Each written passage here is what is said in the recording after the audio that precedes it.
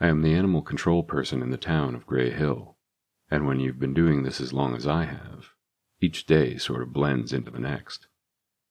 On good days, I am not needed and can stay home.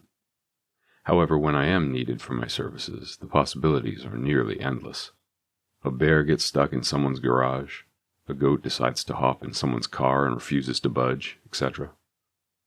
I guess the long and the short of it is, in this line of work, there are no normal days. The day that I remember the most vividly was July 4th, 2008.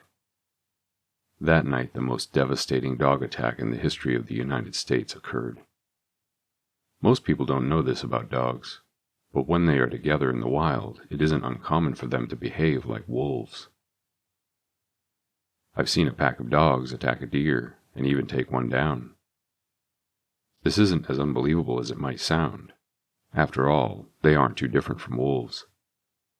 They have the same ancestry and they share the same instincts to hunt and track.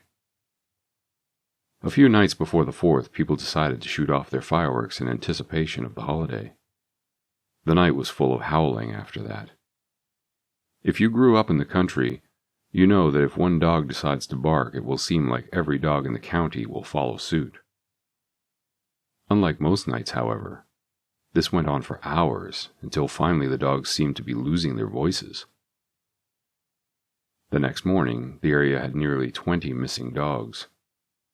Everything from big pit bulls to beagles to bulldogs and even pugs, including my own dog, a lab and shepherd mix named Bucephalus. People called me in the hopes I could help locate their canine family members, and even though I knew better than to make promises, I gave my word to do all I could. As I drove around, I saw signs of the dogs everywhere, not just tracks. I saw the bodies of deer they had chased down, as well as a handful of hair and a few bones of rabbits and squirrels. I gave up the search shortly before sunset. It wasn't like my chances of finding a dog grew in the dark. Besides, I was tired because I had been searching all day. That night, just before midnight, the sound of howling and barking filled the air once again. On this night, however, there was something odd about the sound. Usually when dogs or wolves howl, it's a way to say hello. That night, however, they almost sounded possessed. That 4th of July morning, something electric was in the air that had everyone on edge.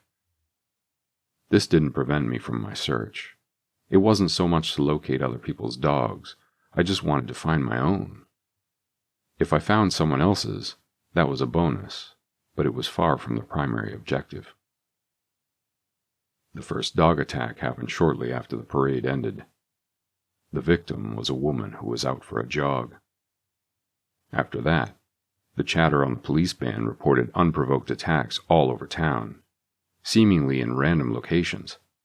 No one knew where the next one would be, and this uncertainty made most people scared to go outside. However, there were more than a few locals who thought this was all blown out of proportion and decided to take their children to watch the fireworks. That is when the horror truly started, and by the time the carnage stopped, 22 people were viciously attacked. By all accounts, when the dogs returned the next morning, they were happy, wagging their tails and licking their owners as though nothing had happened. Each of the owners denied that their dogs were involved in the tragedy from the night before, but the locals needed someone to blame, and decided to pin all that chaos on a single chocolate lab. I don't know what made the dogs do what they did, but if I had to guess, it had something to do with the fireworks. After all, the night they all went crazy was the night people started shooting them off.